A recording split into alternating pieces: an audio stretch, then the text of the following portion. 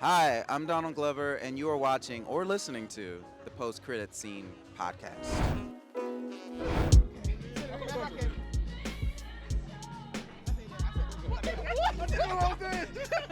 Yo, it's the Post-Credit Scene podcast, a 14 HQ original, and we are here for Mr. and Mrs. Smith. Sir. Are you excited? I'm very excited, man. We're going to have some fun, talk to some people, and see what the vibe for tonight is. Yes, we're looking forward to you watching the podcast, listening to the podcast, and a new friend here, Bisola, doing the first coffee with us. It's going to be absolutely amazing. Period. My main Yeah. question for you is, Yeah. why did you choose to do a remake as opposed to like a whole standalone series? Man, they asked me about it, and then I was like, and I don't like remakes. I don't really f with them. I just like, they're not my cup of tea really either. But I watched it, and I was like, why did people like love this really? Like, what did? And I realized it was like really about the chemistry, but also like my brother was like, yo, it's just a boys versus girls. He's like, boys versus girls, very simple. It's a good date movie. And then I was like, well, let's make like a date show. Let's make a show that's kind of a romantic comedy, but hidden in like things blowing up. Any of your characters that you played in other TV shows that you think could be a good spy? Oh, I said Troy actually. Troy from. I know that sounds weird, but peep this. Like, if he's teamed with somebody smart, he'll be good. Like, Abed and him are a good match because he's like kind of feely, but he's athletic, but he's not smart. So if he was with Jane, I think he'd be able to pull. He's a good soldier. He's a good like, just tell me what to do. So like, yeah, I think so. You think he's too dumb, but I feel like he just needs like, he is, but he's not too. He just needs somebody to tell him what to do because he follows orders, and that's really a good trait of a soldier. You're like so against this. Like I could tell, but like, It couldn't be more wrong. well, who would you say? Like, there's no That was character. definitely incorrect. Ern's like kind of like he's not driven. Like Ern, I don't feel like would do a good job. He's not driven. I'm not trying to give you like the role. Like, the Maybe role Lando. something, and it's like, I feel like Troy is like good. Like Lando's kind of like he's shifty. Like, but I feel like Troy is actually low key. He'd be better. I'm gonna take your word. Okay, good. Now, when it comes to the music and soundtrack of this, Yeah. what do you think the perfect song is for a massive blow-up scene? Imagine, yeah? Oh, You're yeah. walking through it, there's smoke behind you, there's a massive explosion, and you're walking through. Stoic. What's playing? I really like that. Off that last Uzi, the Pink, that last Uzi album, the Stress, like the one that where they took. Justice's Stress. He took Justice's like. I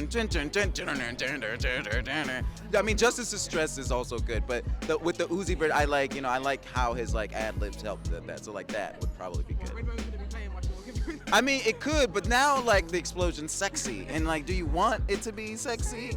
Yeah, like just saying it. Do you really want that? Depends on the show. Depends on the show. You know, What are you like making at this Kiss point? from a Rose.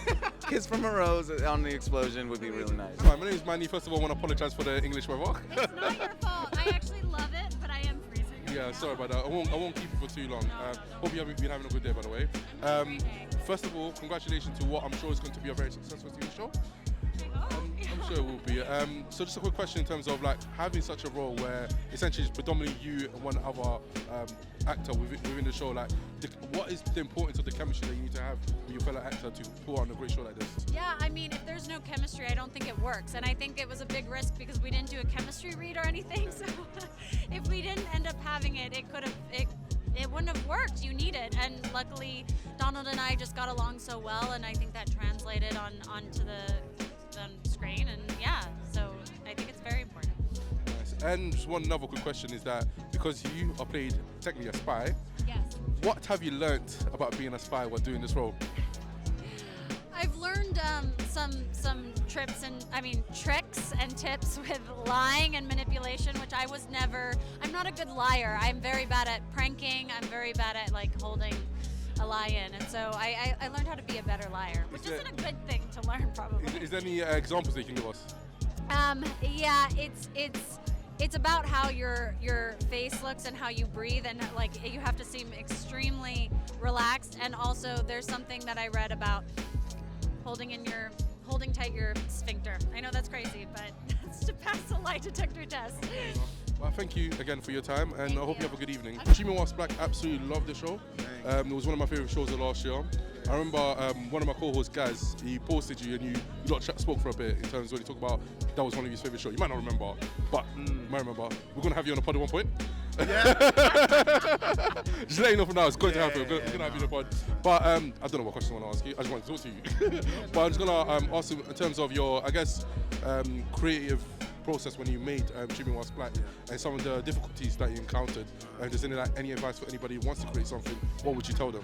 To be honest, I'd say stick to your guns no matter what, and just be most authentically yourself while being inspired by it's like soak up as much information as you can and then make sure you internalize that and pour it back out in your way, because I'd say like even being here is super like full circle moment, because I watched Atlanta and said, shit, I want my show to feel like that. But I kind of just ingested that and said, well, what's my interpretation of that information?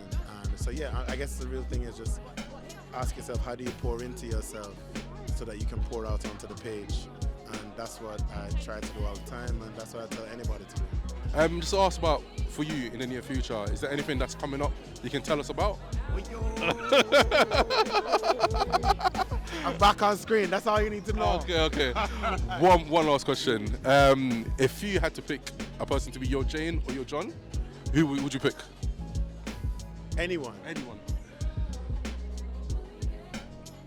You know what? Deborah Yarinde. And why is that?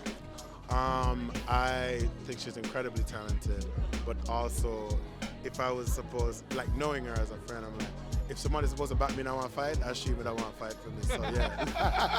Nice. And before I let you go, could you do us one favour? Yeah. Say hi, it's Donald Glover, and you are watching or listening to Post Credit Scene podcast. The what? Post Credit Scene podcast. Oh, Post Credit Scenes podcast. Yeah? I was Ready? like, oh, sure. I'm the lens for us. Hi, I'm Donald Glover, and you are watching or listening to the Post Credit Scene podcast. Now sing it for us as well. Hi, I'm Donald Glover. No, is it gonna be good?